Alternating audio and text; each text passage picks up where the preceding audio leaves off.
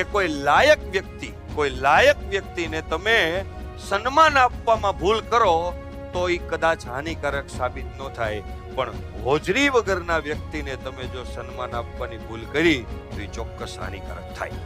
બાદશાહભાઈ પાસે હું બેઠો, એના જીવનનો એક સાર હતો કે હું આટલું જીવન પછી મને એક વસ્તુ સમજાણી કે ઈશ્વર એકવાર જે વ્યક્તિને, જે જીવને નક્કી કરી લે કે આને ઉપર લઈ જવો છે, પછી દુનિયા આખી એના વિરોધમાં હોય ને તો એને ઉઠાવે પાર કરે. કુદરત નક્કી કરે, એના ઉપર હોજરી ઉપર નક્કી કરે, શેના ઉપર?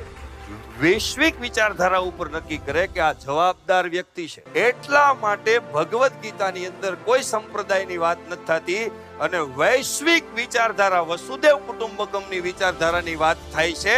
એટલે હોજરી મોટી અને વિશાળ વિચારધારા બનાવે છે.